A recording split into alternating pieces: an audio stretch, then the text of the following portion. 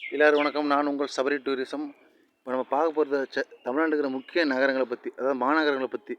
இப்போ பார்த்தீங்கன்னா ஃபஸ்ட்டு பார்த்தீங்கன்னா சென்னை ஆசியாவின் டெட்ராய்டு. சென்னை சுற்றி மொத்தம் 60% கார் உற்பத்தி மேனுஃபேக்சர் இருக்குது. தென்னிந்தியாவின் நுழைவாயில். சென்னை வந்து business area, beach, park, cinema நல்ல மையமாக இருக்குது.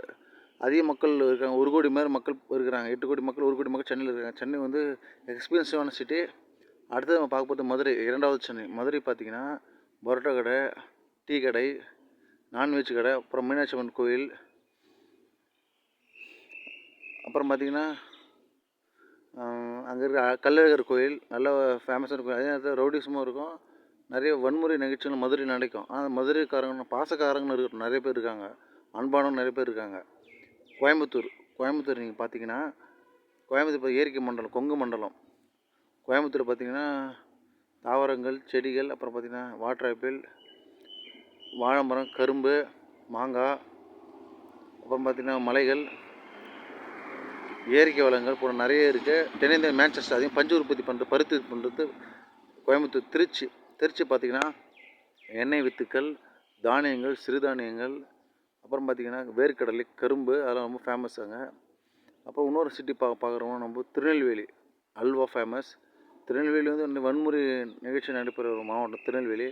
பார்த்திங்கன்னா அல்வா, அப்புறம் பார்த்திங்கன்னா மூங்கில் அரிசி, நெற்பயிர் ரொம்ப விவசாயத்துக்கு முக்கியமான ஒரு நகரம். தூத்துக்குடி உப்பளம், முத்து நகர்னாங்க தமிழ்நாட்டின் நுழைவாயில். அதுவும் நல்ல ஃபேமஸான ஒரு தூத்துக்குடி வஉசி பிறந்த ஊர். அப்புறம் பார்த்திங்கன்னா கன்னியாகுமரி, தென்கோடிமலை.